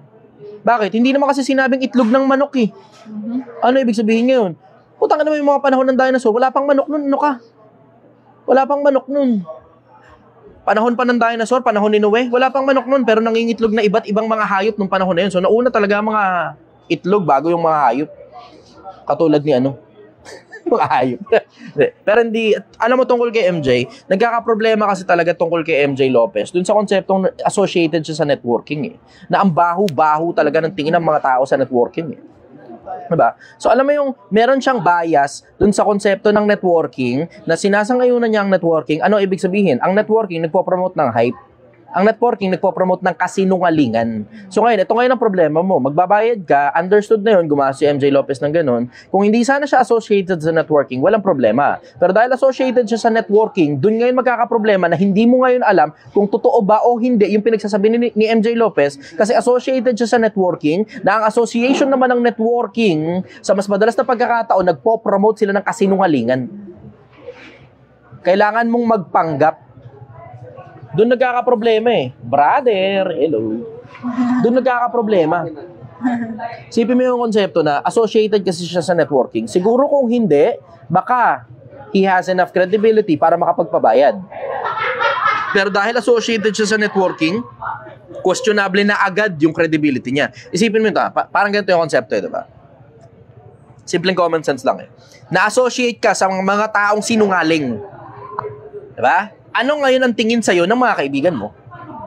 Na-associate ka na sa mga taong scammer. Ano ngayon ang tingin sa'yo ng mga kaibigan mo? Na-associate ka sa mga taong manlalasing. Ang puro kasama mo, puro adik. Ano ngayon ang tingin sa'yo ng mga kasama mo? Ano ngayon ang tingin sa'yo ng mga kaibigan mo na nasa ibang lugar? Alam nila, puro adik yung kasama mo eh. 'Di ba? Basic principle, tell me who your friends are and I will tell you who you are. Basic principle.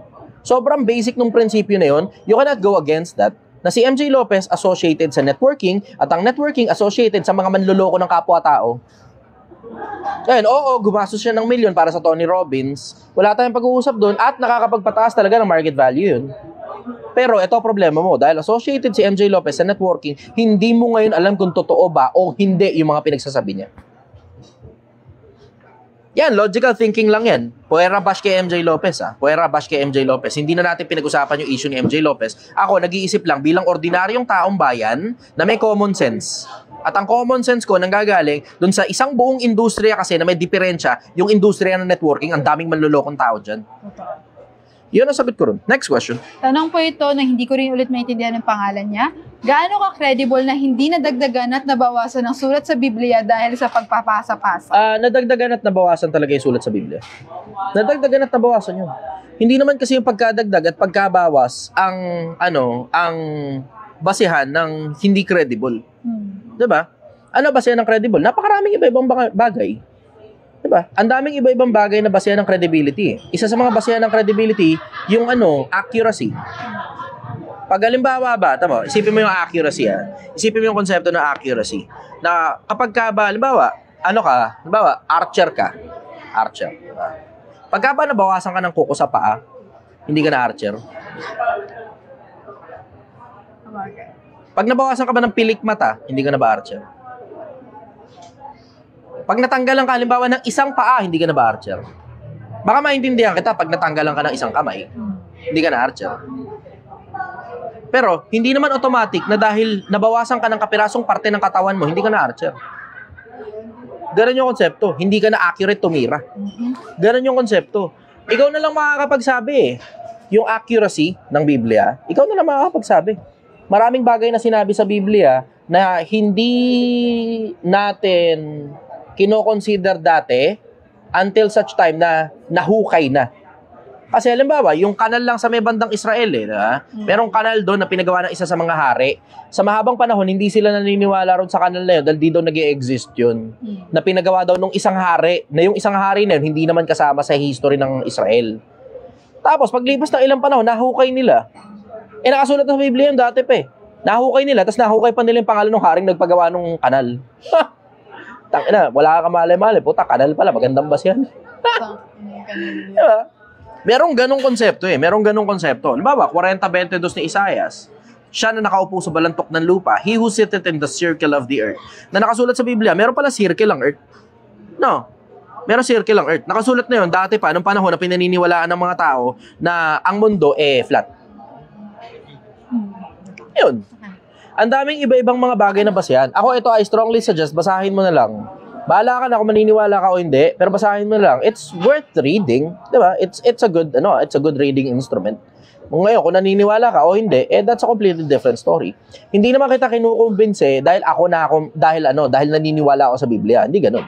Kundi kinukumbinse kita dun sa konseptong basahin mo kasi, tapos ikaw na lang figure it out for yourself.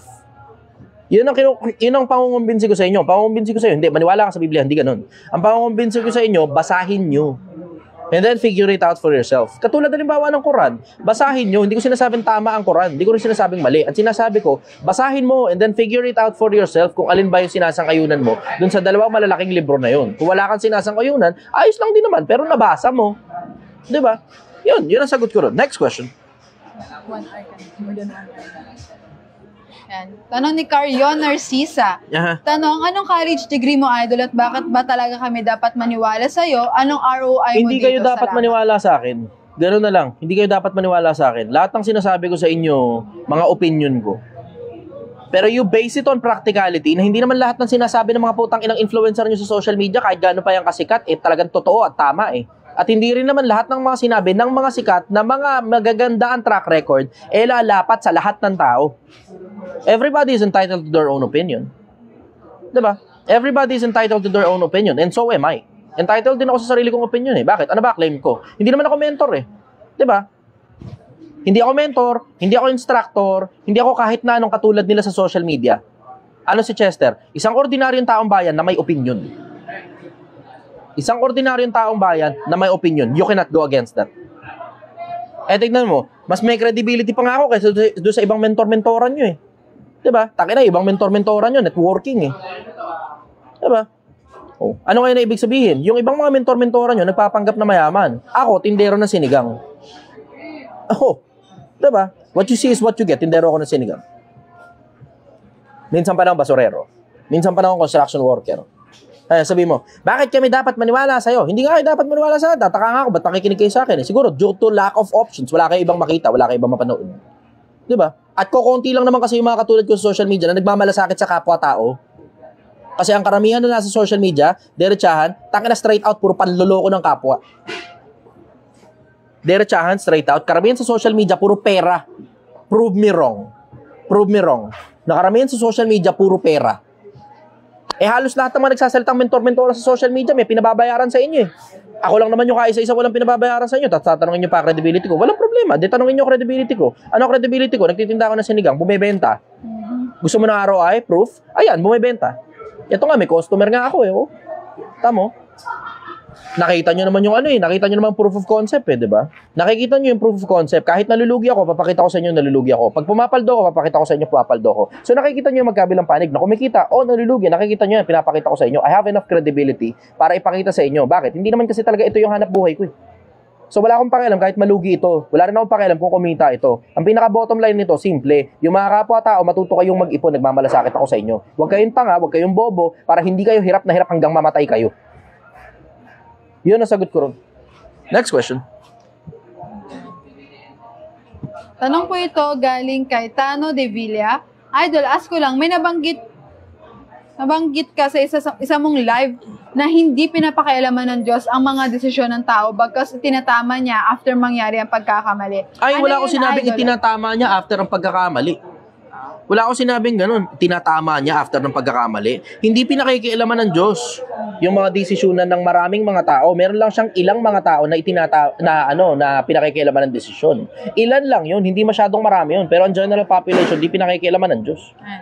Ano yun, idol? Alam na ba ng Diyos ang kapalaran mo o mga gagawin mo or controlled ka na ng Diyos na ganun ang gagawin mo para makita mo ang mali mo at para maranasan mo ang isang pangyayari para itama man ito o mag-experience to, pakitama po ang pagkakaintindi ko. Di ko lang pumahanap kung kailang live mo yun. Salamat po. Oo, nakukuha ko yun. Hindi masyadong makapakialamero ang Diyos sa haba ng panahon. Eh, isipin mo, kung pakialamero ang Diyos, hindi mo makakantot yung babaeng gusto mong kantutin kahit may asawa ka na. Ganun na labas nun. Diba? Hindi mo masusupsop yung putang inang yosi na kinaadigan mo, katulad ko noon. Hindi mo maiinom yung alak na gusto mong inumin bago ka maglasing. Diba? Kung pinakikialaman ng Diyos lahat ng desisyonan, naramdaman naman eh, lahat ng gusto mong gawin, pwede mong gawin. Meron kang guiding factor, ang tawag konsensya. Meron ka rin guiding factor, ang tawag yung religion mo, kung ano ka man. Diba? Ang dami mong guiding factor. Pero ang pinaka-bottom line yan, wala namang daddy in the sky na para magsasalita sa'yo, putang ina ka, mali ginagawa mong hayop ka. Wala namang ganun eh, tatapekin niyo Yossi, ma. Oy, mali yan, wag ka mag-Yossi. Wala namang ganun eh, wala makikialam sa'yo. Ang pinaka-bottom line niya ng Diyos, pababayaan ka lang na gawin kung ano man yung gusto mong gawin, tapos may araw ng paghukom sa may bandang dulo. Pag hindi ka tao ng Diyos, pero pag tao ka ng Diyos, may mga pagkakataon, kukorek ka niya. Kasi nakababasa rin naman yun eh, nakasulat sa Hebreo yun eh. Huwag niyong waling bahala ang kanyang palo, yung kanyang hampas. Kasi nagmamalasakit siya sa'yo. May mga ganong talata sa Biblia, ang dami-daming talata na gano'n na nagmamalasakit ang Diyos sa mga tao. Pero hindi naman lahat ng tao pinakikialaman ng Diyos eh. Pag ayaw mong pagmalasakitan ka ng Diyos, pababayaan ka lang niyang gawin lahat ng gusto mo. Di ba nakasulat din naman sa Pasyong Katoliko yun, kung Katoliko ko eh. Kusang binabahalaan, matuwid o masama man, palibasay araw mo. Di ba? Ngunit kapag nalago, tiningang lubhang marupok. Tapos ang araw mo'y matatapos ang iiralayang sa Diyos. Nakasulat yan kahit sa Pasyong Katoliko eh.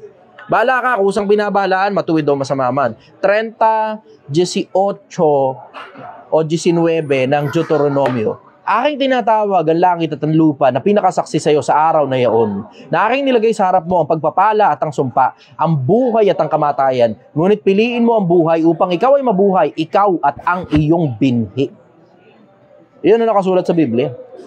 Bahala ka kung ano gusto mong gawin. Nilatag sa harap mo yung masama, nilatag sa harap mo yung mabuti, yung buhay o yung kamatayan, pero may suggestion ng Diyos. Piliin mo yung buhay. Para ikaw ang mabuhay, ikaw at ang iyong binhi. Yun ang sagot ko rin. Next question. Ganda nun, ha?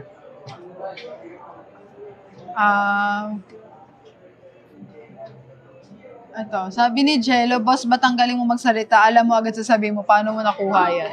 21 gusto ko sana ibigay sa inyo yung totoong sagot eh. Pero pagbibigay na lang ako sa inyong practical na sagot. Masipag ako magbasa. Sobra. Hindi nyo alam kung gaano ako kasipag magbasa. Dumating na sa puntong nababasa ko na sa isip ko yung mga bagay na pinagbabasa ko noong unang panahon. Saka ka paulit-ulit. Parang imagine mo, parang ka nanonood ng TV series, tapos kakapaulit-ulit mong pinapanood ng TV series na yun, nakabisado mo na lahat ng eksena. Tapos nakabisado mo rin kung episode ano, season ano. Tapos nakabisado mo rin pati yung eksaktong minuto na 34 minutes and 35 seconds, ganito ang mangyayari. Ganon yung konsepto. Masipag ako magbasa, masipag ako mag-aaral, masipag ako umalam ng maraming iba't ibang mga bagay, plus masipag din ako magkumilala ng mga tao. Masipag ako. Yun lang talaga meron ako. Wala naman ibang meron sa akin. Masipag lang talaga ako. Yun ang meron sa akin. Yeah, next question. Yan. Francie Poral, anong masasabi mo sa motivational speaker na kayang magturo ng 1M per week? Putang ina, nakita ko nga yun eh. Tangina, nandidiri ako ron. Hindi totoo yun, kilala ko siya personal eh. Hindi totoo yun. Kung totoo na 1M per week yung kinikita niya, bakit yun lang yung kotse niya? So 1M per week, ha? So ito na lang, let's do the math. So asan yung calculator mo rito, Gen? Ako na, hanapin ko na lang. Tala, hanapin natin. Calculator. So let's do the math. Calculator tayo. So 4M times 12, kasi ayan yun eh. Diba? 4 na linggo sa loob ng isang buwan. Minsan may kapirasong butal. Pero 4 na linggo sa loob ng isang buwan. Times 12, that's 48 million. So times 5 years, that's 240 million. Does he look like he's worth 240 million? Ask yourself, does he look like he is worth 240 million pesos?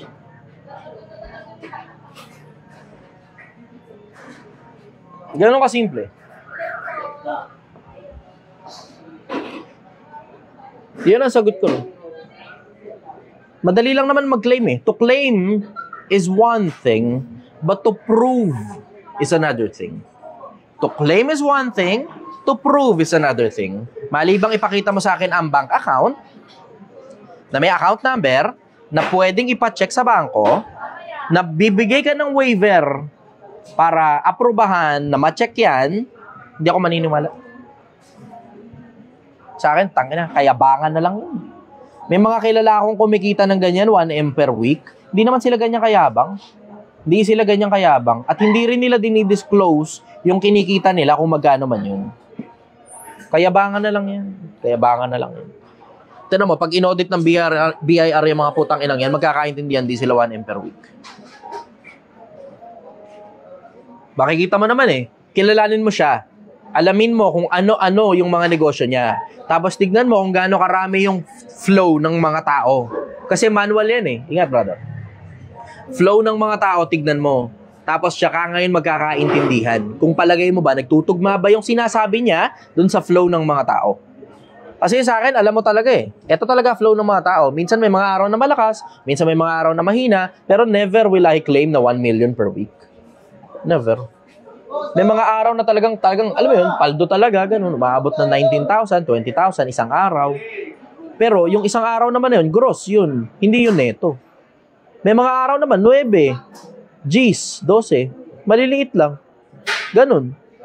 Hindi yan araw-araw, tangina 20, araw-araw 30, araw-araw 50. Hindi ganun. Bakit? May mga araw na malakas, may mga araw na mahina. May mga linggong malakas, may mga linggong mahina. May mga buwan na malakas, may mga buwan na mahina. Anong ka-estupidohang 1 million per week? Wala nang ibang comparison. Lahat na lang ng linggo mo, pare-parehas yung kinikita mo. Putang ina ka, wag mo kong lokohin, gago. Ganon kasimple yun. Pa-next question ako isa, tapos pabukas ako nito. Last na. Sa mga nandito sa live ko, pakishare nyo nga muna itong live ko. Pakishare nyo nga muna itong live ko. Natututo kayo ng libro sa akin, pinagtatapatan ko kayo. Baka pwede namang i-share nyo naman yung live ko. Para yung ibang mga tao naman matuto. Hindi ako nakikiusap sa inyo. It is a privilege para sa inyo na ma-share nyo yung live ko kasi nakakatulong ka sa kapwa-tao mo. Nang alam mong hindi papasok sa akin ang pera. Alam mo yan. Walang papasok sa akin ang pera sa mga live ko. Wala naman akong kinikita rito eh. Sige, go. Pakishare nga muna. Gusto ko muna makita yung mga type done ninyo pagka na-share nyo na yung live ko. Type done kapag na-share nyo na yung live. Sige, gusto ko makita yung mga done ninyo. Patingin muna ako ng mga done bago ako kumuha ng bagong tanong. Bago ako kumuha ng mga bagong tanong. Sige, go. Next question. Nakikita ko na yung mga reposted. Parang bago po yung pwesto, saan po yan? Nandito ako sa Domsa Viewpoint. Overlooking ito. Nakikita nyo yung kabila. Kung makikita nyo lang yung nasa likod. Overlooking ito. Napakaganda rito, sobra. Napakalamig din ng panahon. So kapag pupunta kayo rito, magdala kayo ng ganito. Ang lamig dito, sobra. Minsan may mga pagkakataon, may fog dito. Sige, go. Tanong po ito ni 1020.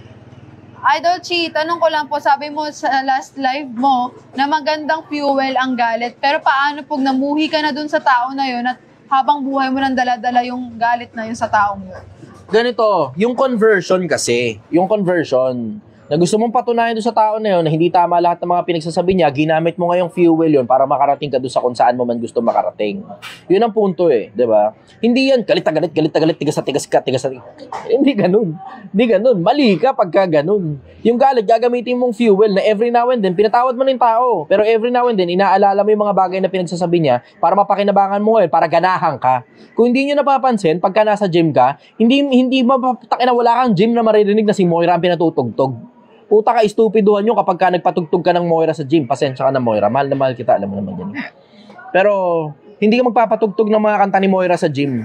Bakit? Pampababa ng energy yun eh. Ang tugtog doon, heavy metal, tunog galit. Yung tunog ng galit, yung pakiramdam ng galit, na natin sa sarili galit ka, pero yung konsepto ng galit, ang lakas na fuel niyan. Ganun yung konsepto. Hindi yan doon sa hindi mo napapakawalan yung galit mo, gamamatay ka. Hindi ganun. Taka na, yung ganun, pagtatanim ng poot yun, magkaiba yung galit tsaka poot, ano ka? Magkaiba yung galit at saka poot. Huwag ka malilito. Yun ang sagot ko ron. Next question. Tanong ko ito galing kay Jayco Quijano. Brother Che, anong perspective mo sa body, soul, and spirit? Mahabang usapin yan. Masarap pagkwentuhan niya kapag nandito kayo habang kumakain ng mainit na sabaw. Punta kayo rito. Nandito kami sa Domsa Viewpoint. Domsa Viewpoint sa Angono Rizal. Domsa Viewpoint, Angono Rizal. Apakagandang lugar nito. Overlooking. Makita-kita tayo rito. Sige, next question. Galing po kay David Ang habang usapin kasi niyan, hindi yung ganun kadali eh. Okay, go. Galing po ito kay David Legaspina Naldor. Hello brother and Miss Beautiful Girl. Good evening po. Salamat po sa Diyos sa pagkakataon. Salamat po sa Diyos sa pagkakataon na ito, brother. Ano pong opinion nyo na wala po talagang purgatorio kasi kahit sa sulat ni Rizal ay wala sa kanyang libro? Ayun, nakuha mo na. Kahit sa sulat ni Rizal, wala. Well, hindi naman sa sulat ni Rizal, wala. Sa sulat ni Rizal, nandun nga eh. Ang sabi ni Rizal, walang banggit si Kristo o si Moises tungkol sa purgatorio. Binasa ko rin naman buong Biblia ang Katoliko, wala naman eh. All 72 books, wala. Pati yung Macabeo na sinasabi nilang nandun daw, pinagdadasal daw ang mga patay. Wala ka naman mabasa sa salitang purgatorio dun eh. Diba? Yun ang ginagamit ng Katoliko para patunayan may purgatorio daw eh. Ang dami pa nilang ibang mga bagay na ginagamit. Alam mo, ito kasi hirap sa Katoliko eh. Ito rin ang hirap sa maraming iba't iba pang religion, hindi lang Katoliko eh. Ito ang problema ng maraming mga tao in general, lalo na yung mga nagpa-practice ng religion. Makakaisip sila ng isang konsepto. Papangalanan nila, inimbento lang nila yung pangalan. Tapos ang gagawin nila, yung konsepto na yun, hahanapin ngayon nila sa Biblia, baka merong basehan. Tapos yun yung gagamitin nila. Pag nakaisip sila ng konsepto, yung makita nilang pinakamalapit sa definition nila, hanap silang definition. Sarili lang nila invento yun. Tapos, yung inimbento ngayon nila na definition, yun yung hahanapin nila yung basehan.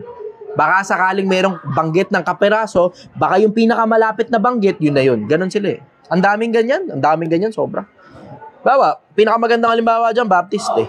Diba? Lahat daw ng mga miyembro ng Baptist daw sila. Hindi naman sila nagbabautismo. Ang Baptist, si Juan Bautista na nagbabautismo. Pag hindi ka nagbabautismo, hindi ka Baptist. Miyembro ka niyang Baptist na church. Ganon yung konsepto. Lahat na lang, Baptist ako. Ganon sila eh. Yan ang sagot ko ron. Next question. Ayan.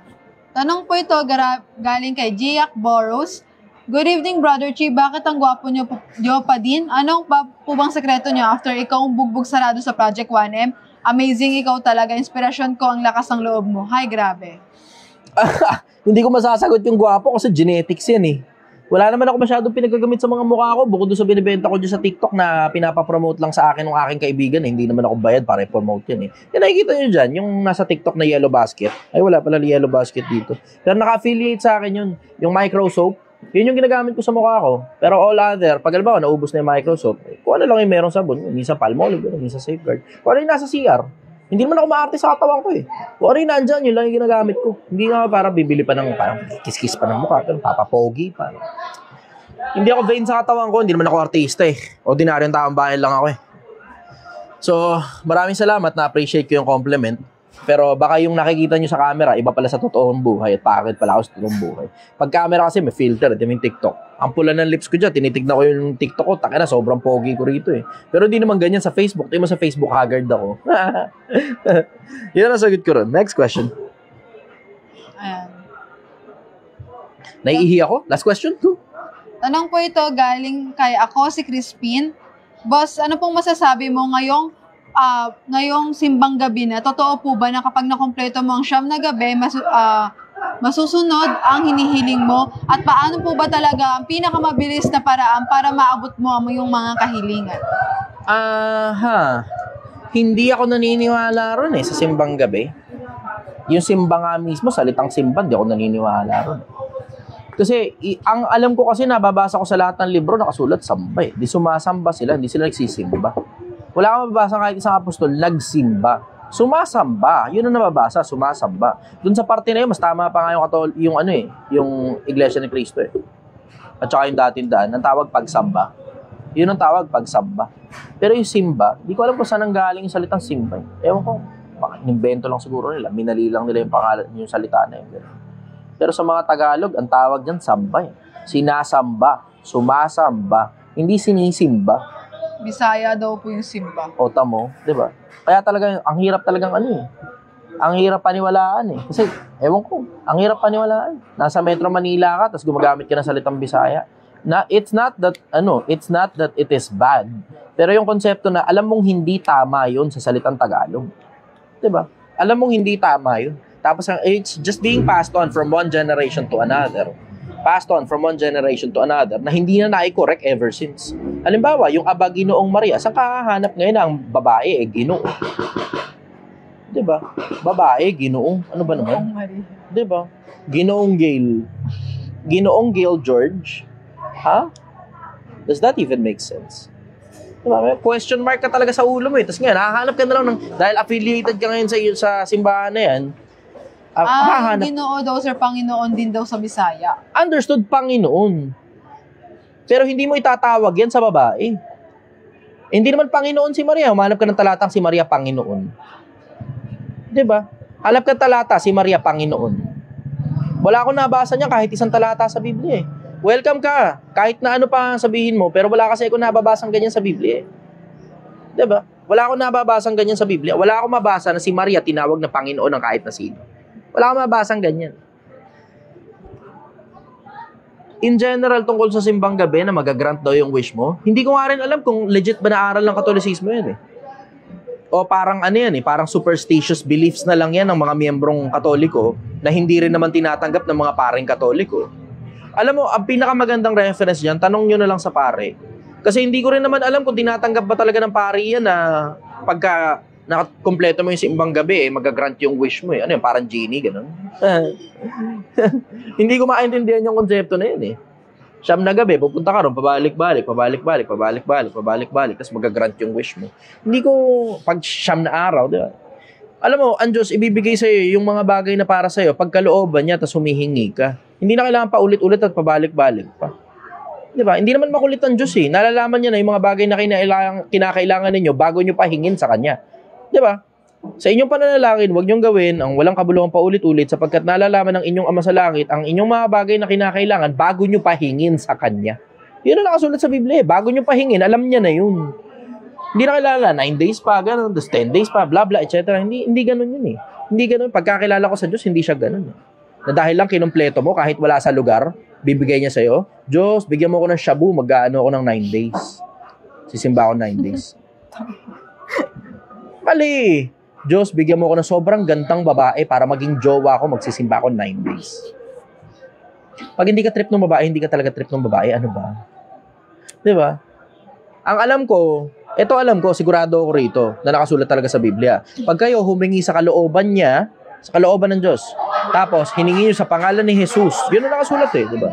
Pangalan ni Kristo, ipagkakaloob niya sa'yo. Pero kailangan humingi kami buong pananampalataya. Yun ang nakasulat sa Biblia. Pero yung 9 days, gano'n, magsisimba. Wala akong nabasang ganyan sa Biblia. Wala nga akong mabasang simbang gabi sa Biblia. Ang totoo, hindi nga simbang gabi yan eh. Hindi totoong simbang gabi yan. Huwag kayo maniniwala simbang gabi yan. Madaling araw yan. Simbang madaling araw. Hindi simbang gabi. Eh, syempre, hanap na naman sila. Iba na namang imbento na naman nila na kung anumang konsepto yan simbang gabi para ipaliwanag ngayon na wala sa Tagalog yan. Siyempre, hanap na, ay, alam mo, yan ang pansin ko sa Katolisismo eh. Hindi naman sa inaatake ko. Kaya, no? Pero nagtatanong lang kasi, may nagtanong eh, diba? So, kaya, ako ngayon nasasagot. Napansin ko sa Katoliko, ang hilig nilang gumawa ng mga aral na hindi nila kayang panindigan. Tapos ang ginagawa nila, humahanap nila sila sa kung saan man, kahit saan na lang sila makakita ng batayan. As in literal, kahit saan na lang talaga sila makakita ng batayan. Masabi lang na may paliwanag kahit wala sa hulog. Masabi lang na may paliwanag kahit wala sa hulog. Sila dito. O, tamo, di ba? Yan mismo eksakto sinasabi ko. Kanya-kanyang imbento na lang sila ng kanya-kanyang mga paliwanag nila. Pero pag tinanong mo sa pare, minsan yung mga paliwanag nila, salya. Hindi ganun ang paliwanag ng pare. Diba? Yun ang hilig ng Katoliko eh, mag-imbento. Eh kahit naman ako, kaya ko rin mag-imbento eh, pero di ko kasi gawaing mag-imbento eh. Lalo na tungkol sa aral ng Diyos, hindi ko gawaing mag-imbento ng aral ng Diyos. Nakakatakot yan. Isipin mo, spokesperson ka ba ng Diyos? Eh paano kung hindi pala totoo yung sinabi mo at nagsisinungaling ka lang pala, hindi mo lang namamalayan? Diba? Paano kung hindi pala totoo yung mga paliwanag mo at nagsisinungaling ka lang pala tungkol sa Diyos, tapos hindi pala totoo yan, tapos hindi mo lang namamalayan na nagsisinungaling ka pala, tapos yung dami ng mga taong nakumbinsi mo dyan sa paliwanag mo na inimbento mo lang, ipapunta pala kayong lahat sa impyerno. Paano kung ganun? Diba? Minsan, mga tao hindi talaga nag-iisip eh. Hindi talaga nag-iisip ang mga tao eh. Minsan, basta mapanindigan na lang nila yung iglesia nila kahit wala sa hulog eh. Kahit wala sa lugar. Eh, tinan mo, katulad nung yung Valoria, nung nakaraan, diba? Sabi niya, saksi daw ika. Saksi. Paanong saksi? Hindi nakita, hindi narinig. Ano ngayon ang sinasaksihan? Nakabalita lang yan. Ang tawag sa amin yan, chismoso eh. Pero saksi daw yun para sa kanya. So, tinatanggap niya palang saksi kahit di nakakita, hindi nakarinig. Wala kang first-hand experience, saksi ka. Paano yun? Nag-aral lang daw. Eh, pwede pala maging saksi kahit sino. Diba? Edi ang labas nun, ba, may murder, ganun. Tapos yung murder, 2 dekada na nakakaraan, kakarating mo lang dito sa mundo, kakabuhay mo lang. Diba? 3 dekada na, o 1,000 taon na nakakaraan. Ngayon, biglang sasabihin mo ngayon, saksi ako. Paano kang saksi? Andun ka ba? Wala, kakapanganak ko lang, pero saksi ako. Bakit? Nag-aral ako eh. Ganun ba yun? Minsan, naghahanap na lang tayo ng paliwanag sa mga bagay na pinaniniwalaan natin kahit lisya eh. Ang totoo, hindi pala naghahanap ng paliwanag, pasensya na. Nag-iimbento na lang tayo ng paliwanag sa mga bagay na pinaniniwalaan natin kahit totoo, wala naman talagang paliwanag dun. Yun, ang sagot ko ron, pasensya na kayo. So, mamaloob ninyo, pasensya na kayo. Basta ako, ang gusto ko lang makapagsabi ng totoo tungkol sa mga bagay na pinaniniwalaan natin kasama ako. Makapagsabi ng totoo sa mga bagay na pinaniniwalaan natin na mga bagay na nangyari 2,000 taon na nakakaraan, may mga lumitaw dito, tawag mga propeta, may mga dito, bla bla, etc. May mga lumang libro silang ipinasulat in case hindi nyo napapansin. Baka hindi nyo lang napapansin, may lumang libro sila pinasulat. Ang tawag Biblia, Quran. Ba't hindi yun na lang ang pagbasihan mo? Bakit? First hand account yun yung mga taong talagang totoong nakakita at nakasaksi. Ba't hindi yun na lang ang pagbasihan mo? Diba? Kanino ka ba magbabase? Sa mga taong nag-iimbento ngayon lang? O dun sa libo-libong taon na nakakaraan na mga actual accounts at mga kwento ng mga totoong taong nakakita talaga sa mga mukha nila, sa mga harap nila na na-experience talaga nila mismo? Ako mas prefer kong paniwalaan yun, yung 2,000 taon na nakakaraan. Kesa yung mga kalilitaw-litaw lang na mga kung sino-sino mga propetahan dito nung ako ano nung pinag-iimbentong mga dahilan dun sa mga bagay na naisip lang naman nila na wala naman talagang basihan at hindi rin ginawa ng mga taong nauna 2,000 taon na nakakaraan. Ako, common sense lang sa akin ginagamit ko eh. Common sense eh. Yun ang sagot ko ron. Ihi mo na ako. Magandang umaga sa inyo, Pilipinas. Magkita-kita tayo ulit sa susunod na pagkakataon. Bukas, kita-kita tayo ulit. Bye-bye!